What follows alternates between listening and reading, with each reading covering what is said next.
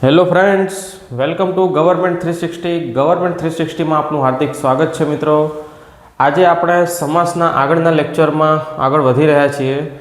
Last આપણે સમાસના ઘણા બધા લેક્ચર પૂર્ણ કર્યા છે. જો એ લેક્ચર ન જોયા હોય તો મિત્રો ખાસ કરીને જોઈ લેજો, અને અમારી ચેનલને જો મિત્રો સબસ્ક્રાઈબ ન કરી હોય તો સબસ્ક્રાઈબ કરી નાખજો, જેથી અમારા વિડીયો તમારા સુધી સમયસર પહોંચતા રહે. હવે મિત્રો તમને દરેક જે પણ ટૉપિક શીખવાડીએ છીએ એમાં PYQ લાવવાનો પ્રયાસ કરીએ છીએ. મેક્સિમમ જે ક્વોલિટીવાળા ક્વેશ્ચન હોય એવા ક્વેશ્ચન લાવવાનો પ્રયાસ કરીએ છીએ, જેથી તમારો સમયનો બગાડ થાય નહીં અને તમે જે કન્ટેન્ટ વાંચી રહ્યા છો, ભણી રહ્યા છો તે તમારા માટે પૂરતું રહે અને તમે એને સારી રીતે સમજી શકો. આવી જ રીતે મિત્રો આપણે લાસ્ટ સમાસના જેટલા લેક્ચર લીધા એમાં મેક્સિમમ આપણે એવો ટ્રાય કર્યો છે કે આપણે PYQ લઈએ, અને આપણી એક સિરીઝ પણ ચાલી રહી છે જેને PYQ સિરીઝ પૂછાયેલા પ્રશ્નો એવું આપણે કહીએ છીએ. તો એ પણ તમે જો ન જોતા હોય તો ખાસ કરીને જોજો. અને સમાસના લેક્ચર તો આગળ વધી જ રહ્યા છે. સાથે મિત્રો આપણે પાયાથી ગણિતની શરૂઆત કરવાની છે, જેમાં આપણે બેઝિકથી એકથી ગણિત કરવાનું છે. એટલે તમને સાવ ગણિત ન આવડતું હોય તો ત્યાંથી તમે શરૂઆત કરો, અને જ્યારે ગણિતનો કોર્સ પૂરો થાય ત્યાં સુધી તમને ગણિત ઘૂઘરા જેવું થઈ જાય એ રીતનું ગણિત આપણે કરાવવાનું છે. તો મિત્રો જોડાયેલા રહેજો અમારી સાથે, 100% તમને ફાયદો થશે.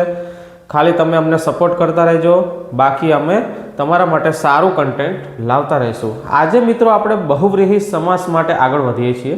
તો બહુવ્રીહી સમાસ કહેવાય કોને? તો જે સમાસના બંને પદ શેનાથી જોડાયેલા હોય? વિશેષણ અને વિશેષ્યથી જોડાયેલા હોય. વિશેષણ અને વિશેષ્યથી જોડાયેલા હોય, અથવા વિભક્તિના સંબંધથી જોડાયેલા હોય, અથવા એ અન્ય પદના વિશેષણ રૂપે જોડાયેલો હોય, એ ત્રીજું પદની કોઈ માહિતી આપતું હોય, તો એવા સમાસને બહુવ્રીહી સમાસ કહેવામાં આવે છે. મિત્રો શું કહેવામાં આવે છે? બહુવ્રીહી સમાસ કહેવામાં આવે છે. ટૂંકમાં બહુવ્રીહી સમાસની કોઈ તમને આવી ડેફિનેશન પૂછવાનું નથી મિત્રો. આવી ડેફિનેશન લખો અને 1 માર્ક્સ લો એવું કોઈ જ પૂછવાનું નથી. આ તમારી જાણકારી માટે છે મિત્રો. ટૂંકમાં તમારે શું યાદ રાખવાનું છે કે બે શબ્દો ભેગા થઈને, કેટલા શબ્દો ભેગા થઈને? બે શબ્દો ભેગા થઈને ત્રીજાની માહિતી આપે. કોની માહિતી આપે? ત્રીજાની માહિતી આપે, ત્યારે બહુવ્રીહી સમાસ મિત્રો બનતો હોય છે. કયો સમાસ બને છે મિત્રો? બહુવ્રીહી સમાસ બને છે. આ સમાસમાં મોટા ભાગે શબ્દ સમૂહ જેવું હોય છે. આ સમાસ મોટા ભાગે શબ્દ સમૂહ માટે વપરાતો હોય છે. એવો પ્રશ્ન પૂછાય કે બહુવ્રીહી સમાસ શેના માટે વપરાતો હોય છે? તો તમે લખી શકો છો કે આપણે શબ્દ સમૂહ માટે વપરાતો હોય છે. જેના વિગ્રહમાં, વિગ્રહ એટલે મેં તમને એમ જ પહેલાં પણ કીધું હતું, છૂટું પાડવું મિત્રો. શું પાડવું? છૂટું અથવા છૂટું પાડવું. જેનો, જેની, જેનું, જેનાથી હોય તો એ બહુવ્રીહી સમાસ બનતો હોય છે મિત્રો. હવે આપણે અહીંયા મોસ્ટ IMP એક્ઝામ્પલ લીધેલા છે, જે પરીક્ષામાં અવારનવાર પૂછાય છે અને પૂછાયેલા પણ છે મિત્રો. અને સમાસમાં આપણે 50 ઓપ્શન સોલ્વ કરીએ, એટલે કે 50 ઉદાહરણ સોલ્વ કરીએ તો પણ ઓછા પડે, 100 સોલ્વ કરીએ તો પણ ઓછા પડે. મૂળ એનું શું છે? કોન્સેપ્ટ ક્લિયર હોવો જોઈએ. શું ક્લિયર હોવું જોઈએ? કોન્સેપ્ટ એનો ક્લિયર હોય એટલે તમને એ સમાસ આવડી જાય. તો બહુવ્રીહી, પહેલા તો બહુવ્રીહીનો જ મતલબ સમજીએ. તો બહુવ્રીહી છે વ્રીહી એટલે કે ડાંગર જેની પાસે, બહુ ડાંગર છે જેની પાસે તે. ત્રિશુલ પાણી, જેના પાણીમાં. હવે પાણીનો બે મતલબ થાય છે મિત્રો, ખાસ યાદ રાખજો. એક તો પાણી એટલે આને કહેવાય જળ,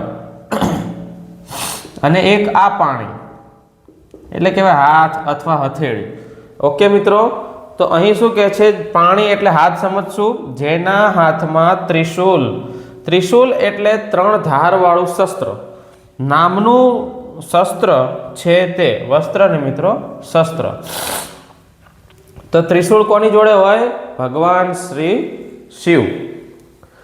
પિતાંબર, તો જેનું, પિતાંબર, પિતાંબર એટલે પીળું, જેનું પીળું વસ્ત્ર ધારણ કર્યું છે તે. તો પીળું વસ્ત્રણ કોને ધારણ કર્યું છે? શ્રી કૃષ્ણએ. કે છે ને પીળા પીતાંબર ધારી, એ આપણે ભજન છે કે એમાં પીતાંબર ધારી શબ્દ વાપરે છે શ્રી કૃષ્ણ માટે. દશાનન તો લગભગ બધાને ખબર જ હોય મિત્રો, જેના 10 માથા છે તે કોણ છે? રાવણ. ગજાનંદ, જેનું ગજ જેવું મુખ છે. ગજ એટલે મિત્રો થાય હાથી, એટલે કે જેનું ગજ જેવું મુખ છે તે કોણ છે? શ્રી ગણેશ છે. કોણ છે? શ્રી ગણેશ છે. બહુ ધાન્ય, જેની પાસે બહુ અનાજ છે અથવા બહુ અનાજ પેદા કરે છે તે. તો અનાજ કોણ પેદા કરે મિત્રો? માં ધરતીમાં. શું કરે? ધરતીમાં અનાજ પેદા કરે છે. ચક્ષુ શ્રવા, ચક્ષુ એટલે આંખ થાય, શ્રવો એટલે સાંભળવું, જે આંખથી સાંભળે છે એને કહેવાય છે ચક્ષુ શ્રવા. આંખથી કોણ સાંભળે મિત્રો? જે કાનથી ન સાંભળી શકતા હોય એ આંખથી સાંભળે. અને બીજું કોણ આંખથી સાંભળે? જે તમારા નજીકનું હોય, જે તમે કંઈ બોલો નહીં છતાં પણ એને બધી જ વસ્તુ ખબર પડી જાય, એ તમારું ચક્ષુ શ્રવા એટલે કે આંખથી સાંભળે છે એમ કહેવાય. નમાયો, જેની માતા નથી તે. નમાયો, જેની માતા નથી તેવો.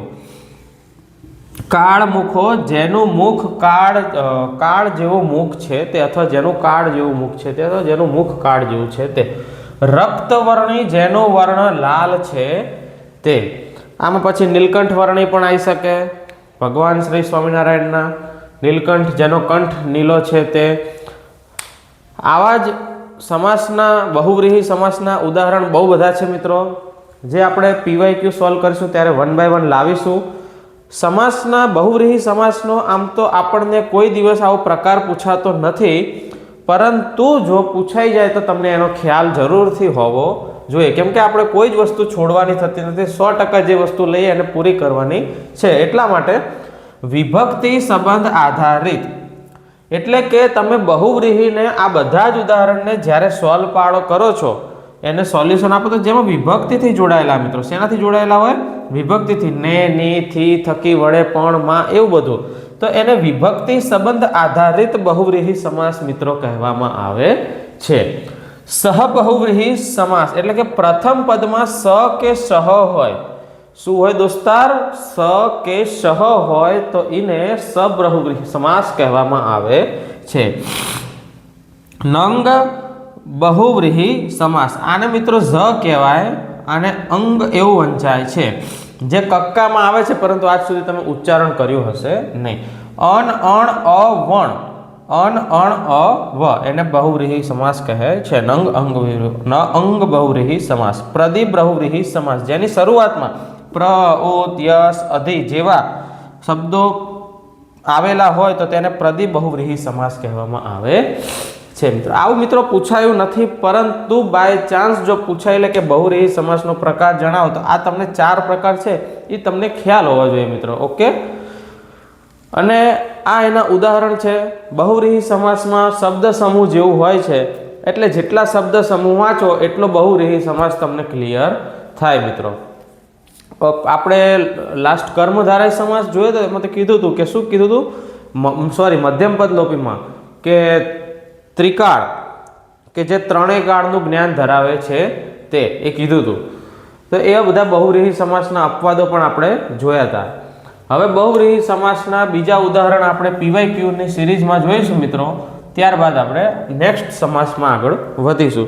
દરેક સમાસ મિત્રો આપણે પૂર્ણ કરવાનો છે. આખો વિડીયો જોવાનો આગ્રહ રાખજો મિત્રો, જેથી કોન્સેપ્ટ પૂરેપૂરો સમજાઈ જાય. એવું નહીં મિત્રો કે હાફ વિડીયો જોયો અને પછી એવું કીધું કે હવે ખબર ન પડી. પહેલાં વિડીયો આખો જોવો, પછી તમને ન ખબર પડે તો તમે અમને કોમેન્ટમાં જાણ કરો. 100% તમને અમે એનું સોલ્યુશન આપશું. અને ખાસ મિત્રો તમારા ગણિતના જે વીક સ્ટુડન્ટ છે એને અમારો વિડીયો પહોંચાડી દેજો, કેમ કે ગણિતનું આપણે પાયાથી સિરીઝ શરૂ કરવાની છે, જેમાં બધું જ ગણિત આવી જશે. કોઈ એક ટોપિક છોડવાનો નથી મિત્રો. તો બન્યા રહો અમારી સાથે ગવર્મેન્ટ 360 સાથે, એટલે કે ગવર્મેન્ટ 360 ને લાઇક, શેર અને ખાસ કરીને મિત્રો સબસ્ક્રાઇબ કરજો. હું તમારો મિત્ર બ્રિજેશ, મળું નેક્સ્ટ લેક્ચરમાં. જય હિન્દ.